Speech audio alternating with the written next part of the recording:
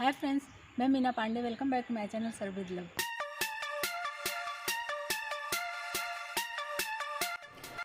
आज मैंने महाराष्ट्र का फेमस भाखड़ बड़ी बना के तैयार किया। आइए देख लेते हैं किस तरीके से मैंने बनाया है।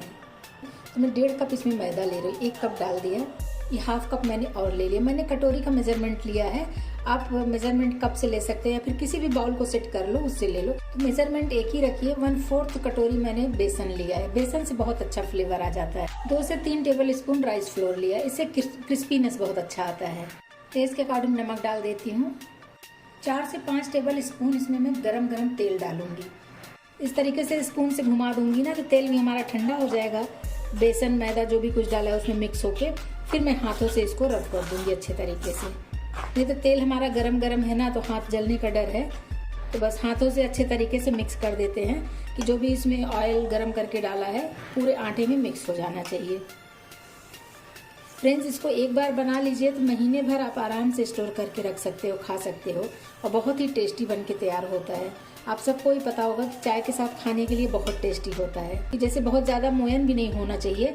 इस तरीके से मुट्ठी बांध रही हूँ ना, तो ये देखिए बन जा रहा है। तो बस इसी तरीके का होना चाहिए। ये रूम टेम्परेचर पर पानी ले लिया, थोड़ा थोड़ा पानी डाल के इसका हार्ड सा डो तैयार कर लेना है हमें। ये देखिए इस तरीके से आटा हमारा इकट्ठा हो गया और ये आटा हमारा काफ़ी कड़ा है, देख रहे हैं ना, इस तरीके से। बस इसी तरीके का आटा हमें चाहिए था।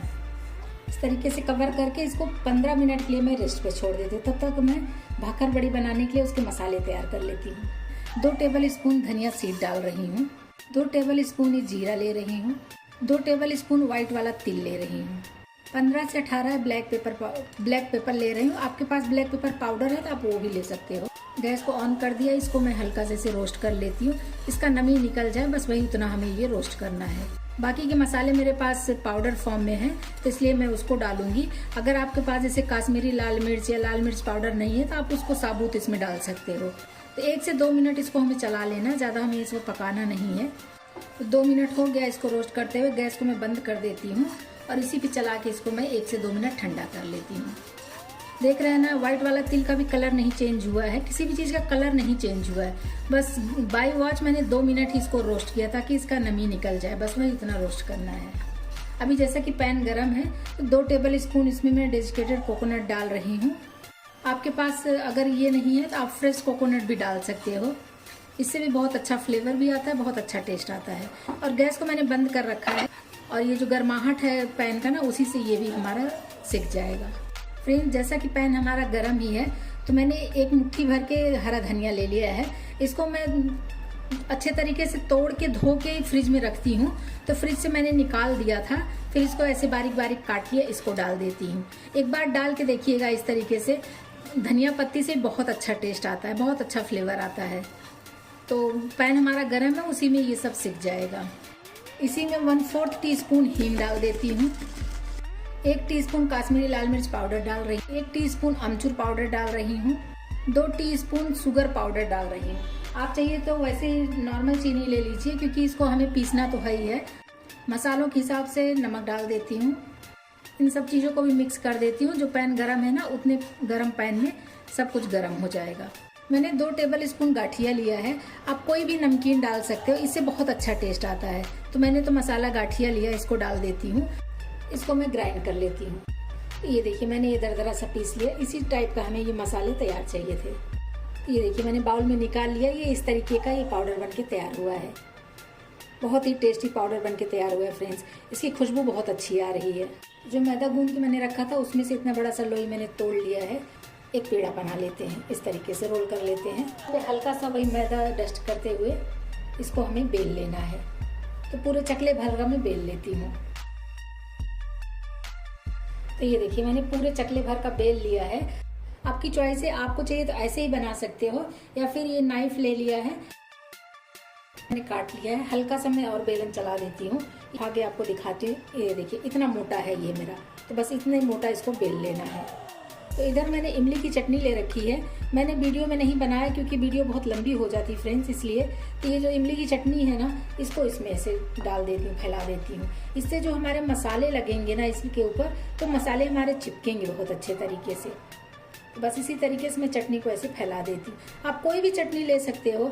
अगर जैसे बच्चे लोग चटनी नहीं खाना पसंद करते तो टोमेटो केचप इस पे डाल सकते हो, लेकिन ये जो इमली की चटनी होती है ना, इससे बहुत अच्छा टेस्ट आएगा। ये चटनी मैंने डाल दिया है। अगर आप ये इमली की चटनी नहीं डालना चाहते हो तो मार्केट से इमली की बनी बनाई चटनी आती है, आप उसको भी डाल सकते हो। जो मैंने मसाले बना लिए हैं ना, ये मसालों को मैं इसी पे एक अच्छा सा लेयर ऐसे फैला दे रही हूँ, क्योंकि भाखड़ बड़ी में मसाले ही मेन होते हैं फ्रेंड्स। तो ये मसाले अगर अच्छे से स्टफ रहेंगे ना तो खाने में बहुत ही टेस्टी लगेगा। इतना टेस्टी बनेगा ना फ्रेंड्स कि मार्केट का भाखड़ बड़ी खाना आप भूल जाओगे। इसको अच्छे तरीके से ऐसे मैं फैला देती हूँ कि एक परत बन जाएगी इस तरीके से। तो ये देखिए फ्रेंड्स, ये अच्छे तरीके से हमारा सेट हो गया है।